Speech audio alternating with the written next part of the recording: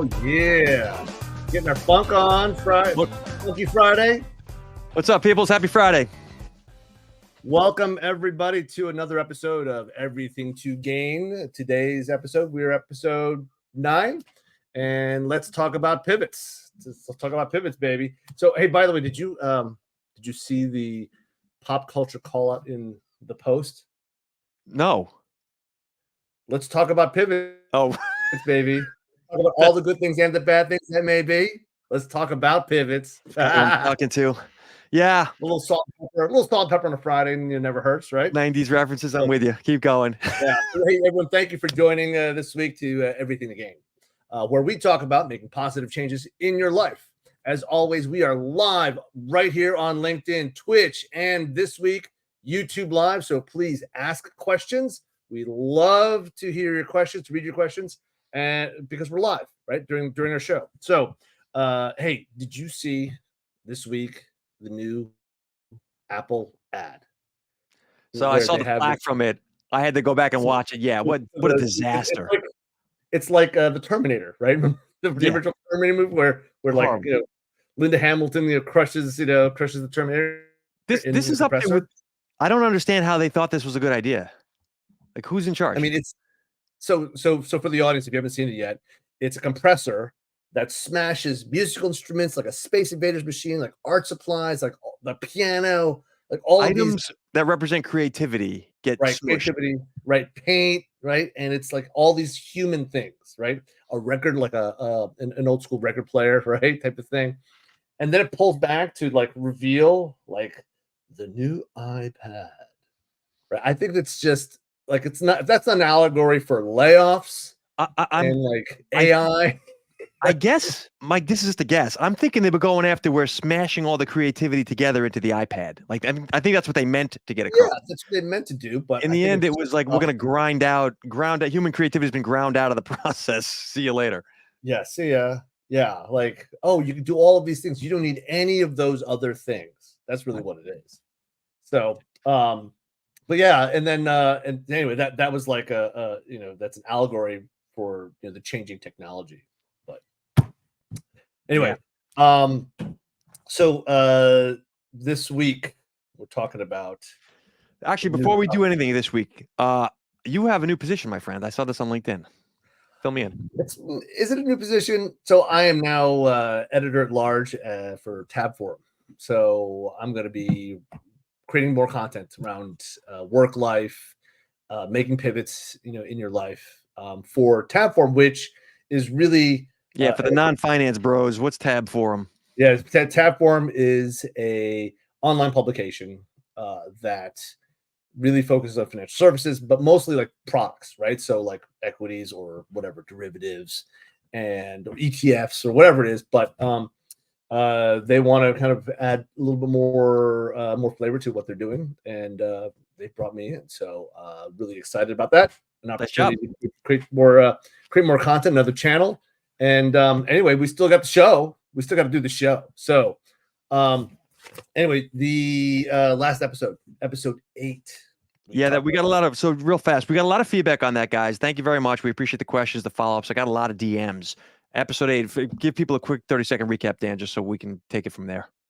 I can give you a 10-second recap. It's we talked about AI, how AI is coming for your job, right? I mean, it is. Companies will, they don't care, right? They kind of don't care about the person because they'll always look to make more money and increase profits over keeping employees happy, right? And the single biggest expense for any company is the employee.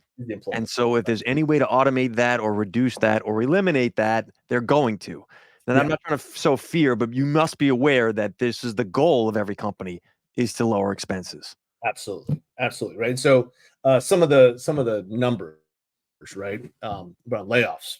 Just recently, just in tech, the kind of like the headline number is 202,000 in 2022, 223 in 2023. I mean, there's tech's laying off, healthcare obviously laying people off, with even though there's a massive nursing shortage, which doesn't make sense to me, but they're doing it. Colleges, right? So the education right? It's closing at one per week. I mean, it's bananas, right? Article today, by the way, on whether or not college financially is worth it anymore. They're doing the math on like what kind of job can the average person get versus what the cost was. These were not calculations that were coming up years ago. No, not at all. And then of course we were talking about last week, long haul trucking, logistics, warehousing, any rules based job. I mean, Google and Tesla, I mean, they're in the news, often around the layoffs. And then we also mentioned Goldman Sachs, right? They had that report. Goldman's trying to track what's going to happen with the job losses versus also the creator economy. They're getting involved in a lot of the evolution of work, let's call it. Right, the evolution of work, right? And so I think everybody's really stressed out about this, right? And so if you get laid off, right, I think the stress of course is totally increased, like how you can pay your bills. But I think people are stressed out anyway, right? Because they may be underemployed, maybe they're employed, but they're just underemployed. So let's say you get laid off. What's kind of the first thing that we want to do here? I think number one is to manage your mental process. Like being laid off, if I had $1 for every time I was laid off, I'd be retired already. So it happens to everybody. I'm being serious. Like it's in the old days, I'm talking like when we were kids, Dan, it was a reflection of you if you were laid off. Today, it is no reflection on you, your skill sets, or any other thing except for the macro environment right now is very challenging. It is do not take it personally, number one. It actually ends up usually being a doorway to something much better. So the unknown, absolutely right. The process of managing that unknown is what this show is predicated on, and it's stressful. But the reality is, at the end of that, oftentimes you're in a better place. So, number one, don't stress. And with that, like what are the companies telling you, right?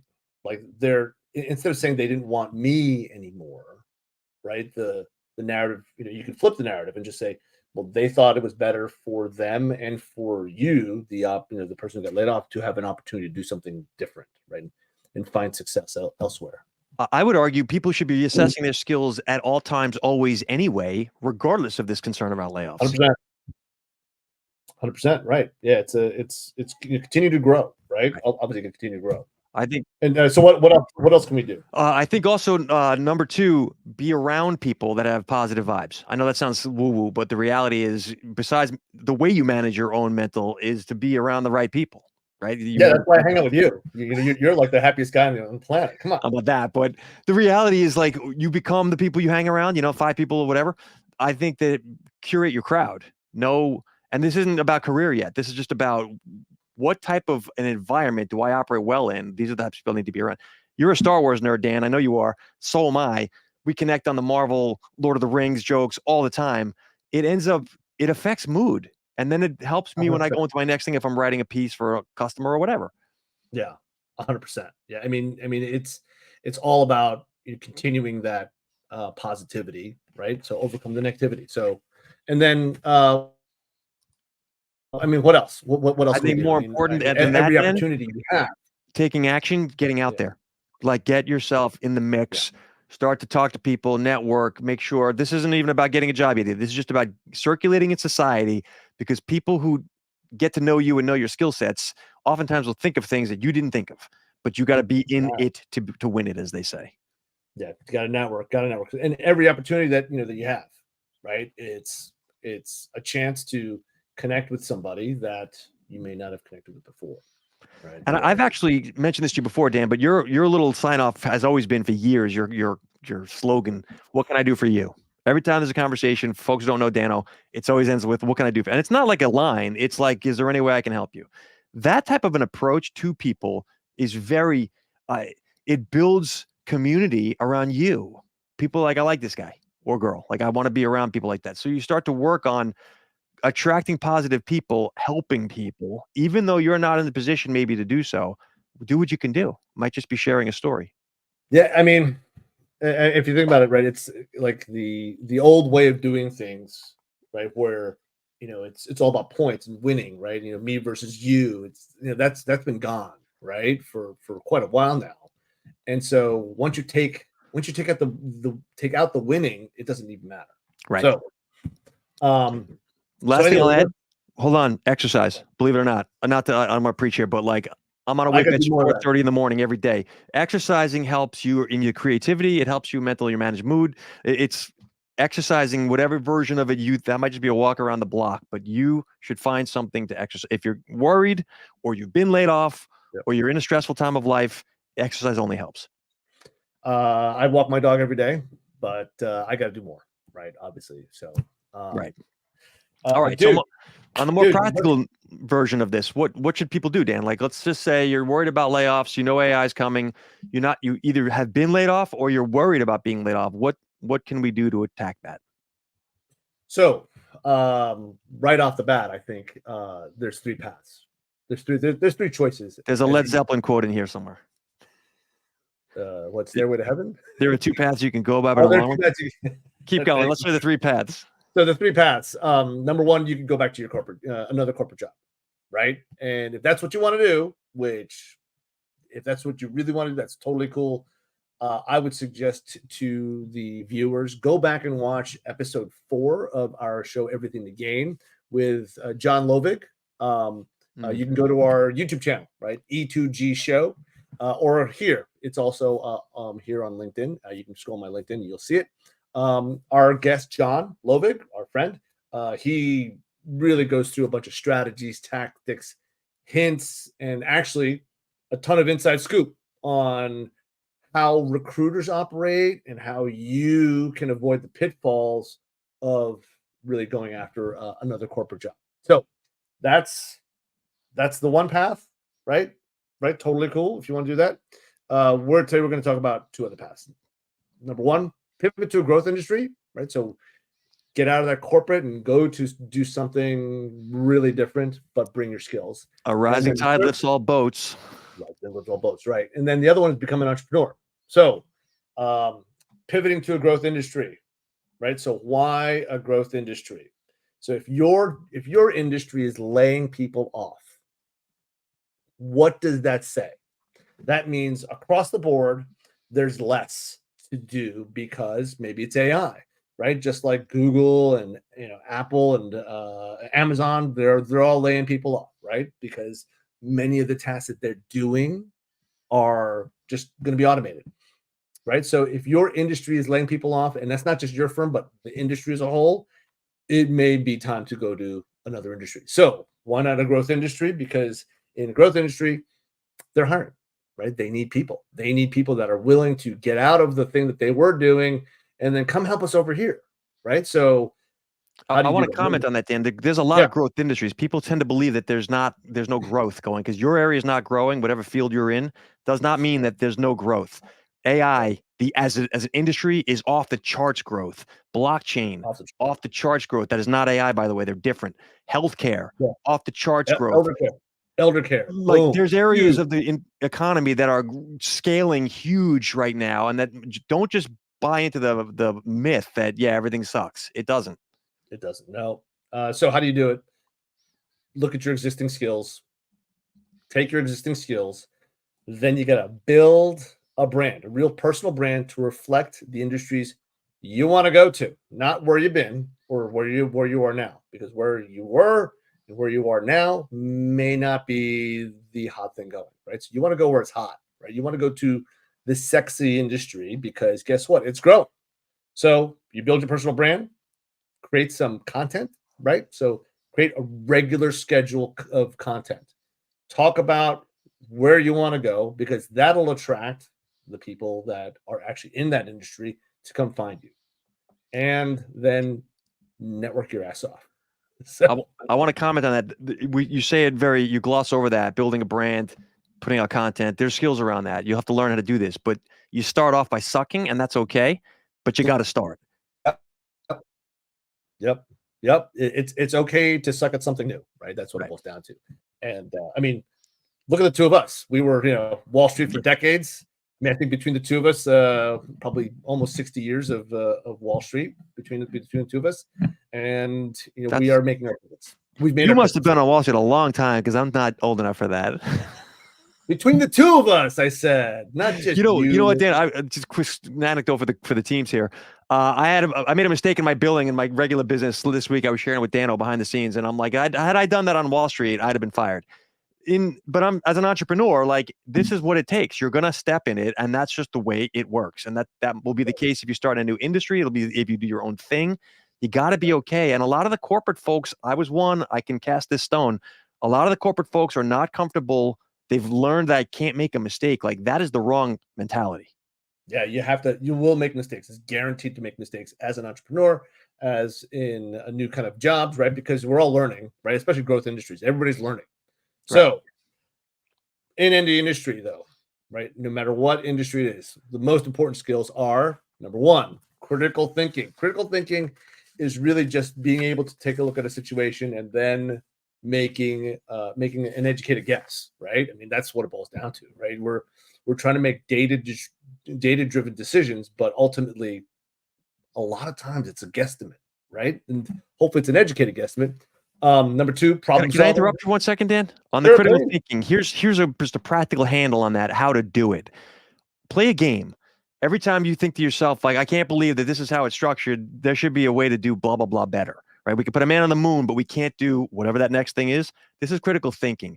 When you're sitting there, I do this now, I go into like a Starbucks or whatever, and I'm thinking they should rearrange the line of checkout for this store because it would be more, the traffic flow would be better.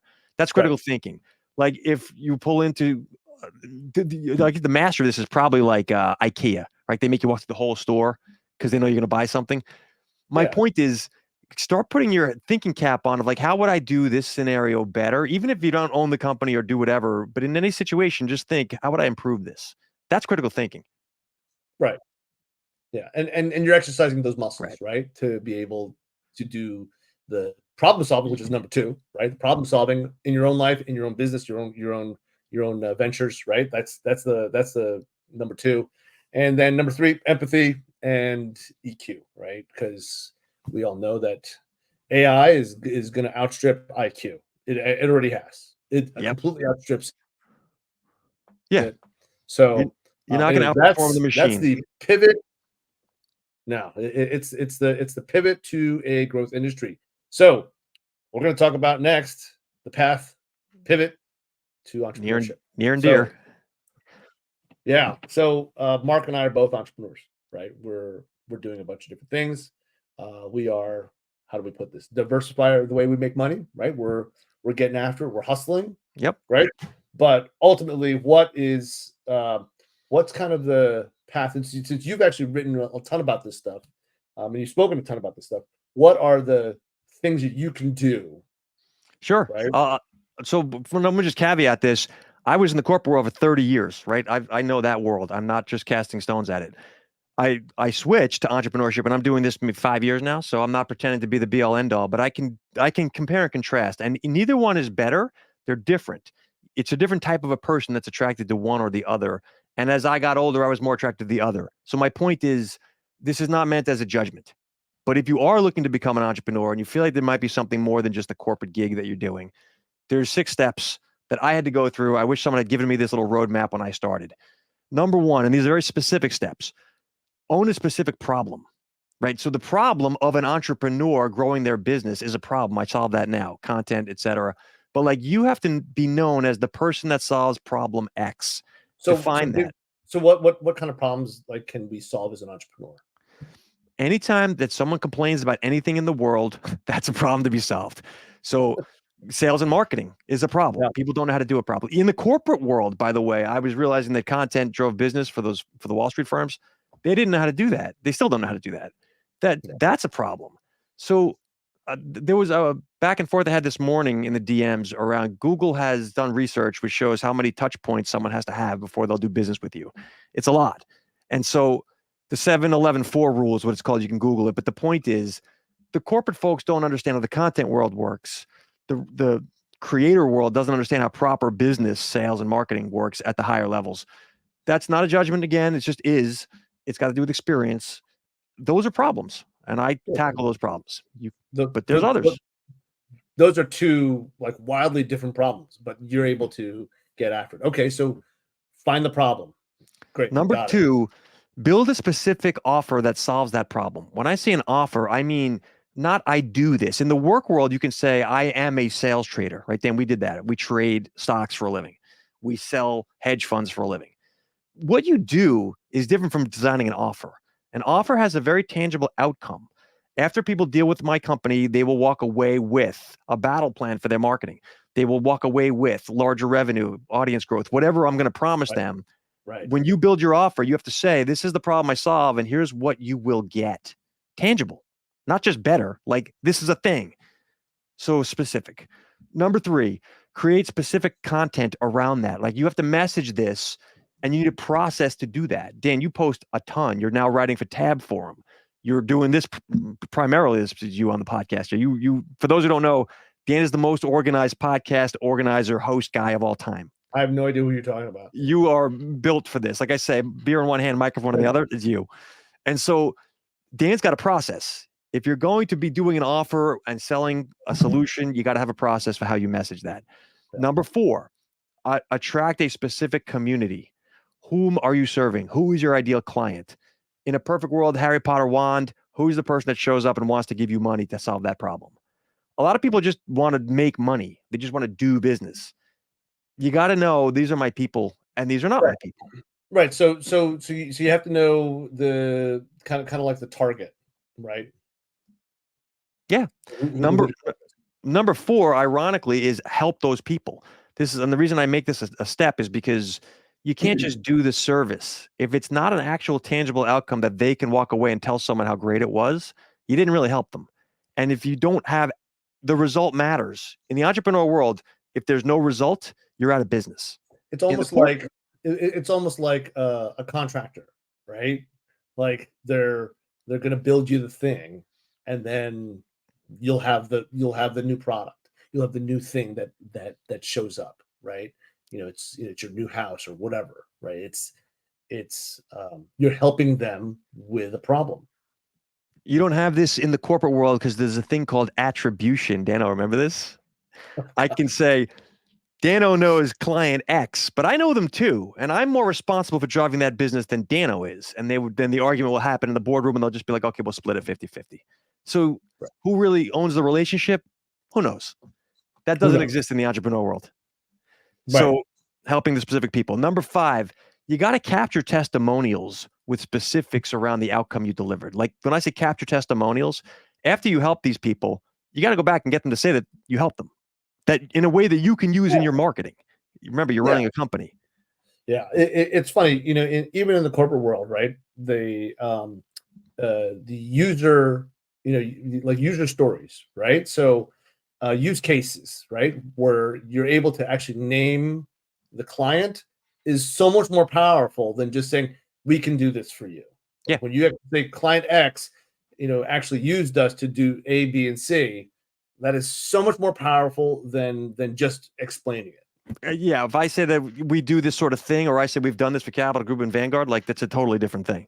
Right. So, and then finally, the last is to network, just like it is in the career or a job thing. You have to network, but with specific creators in your space, which might just be other business folks, small businesses, just like you.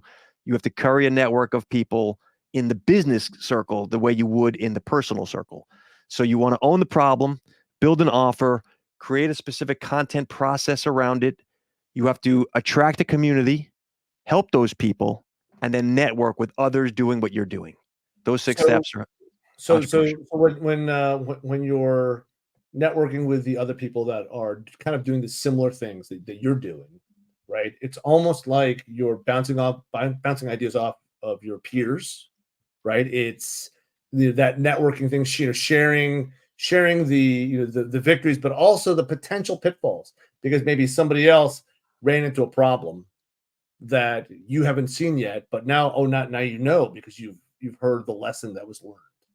So I would argue that's what we're doing here, Dan, right? How long you been running Fastbook? You've been running your own firm for years. Yeah. I've been running my own firm for years. Right. Here we are. And by the way, we did work together previously on Wall Street, and now we're working together. Don't remind me. You came to me months ago, talking about Twitch. Now it's in the news that Twitch is actually becoming a news source on the college campuses for these kids live streaming.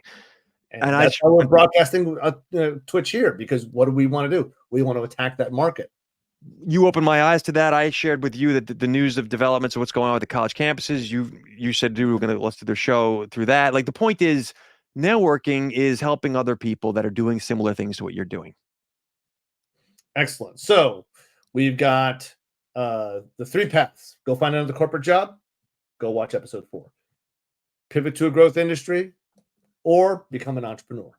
Right? Pivot to be an entrepreneur.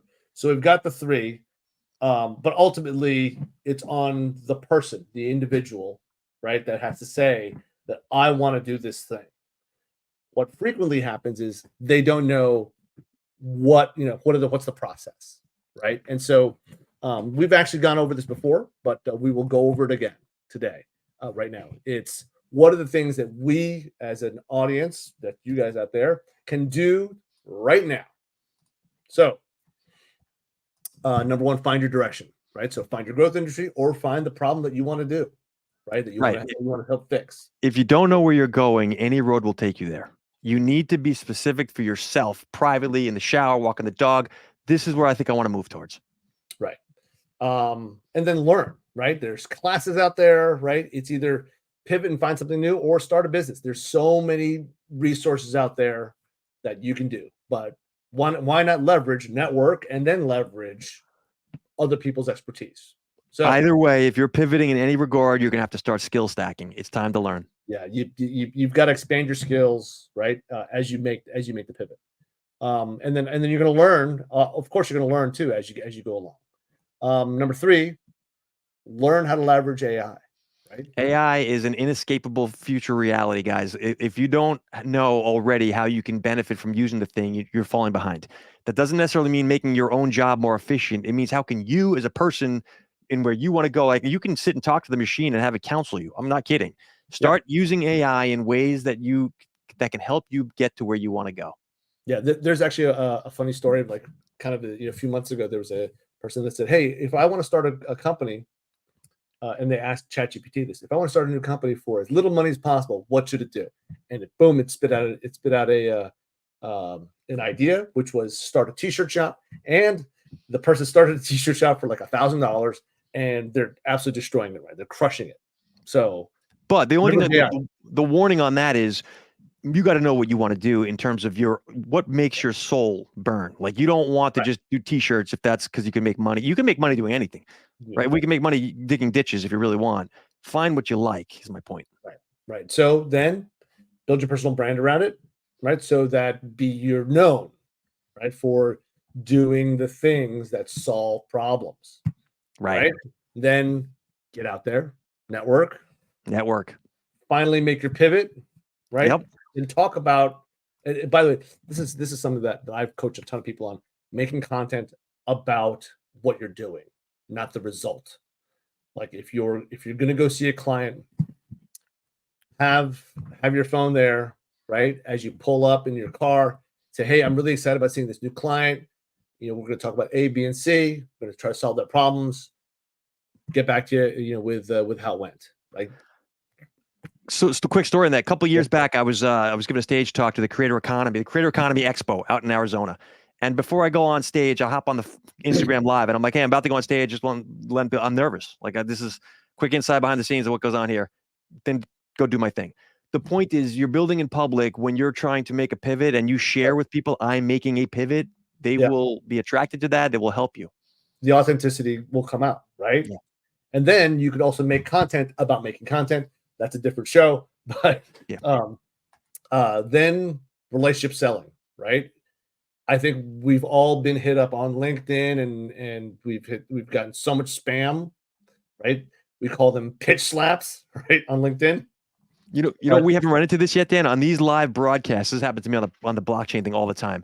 I get hit in the chat all while I'm live of, "Hey, I see you're podcasting. We can help you do that 10 times better." No, I have that. Yeah, so you do get it.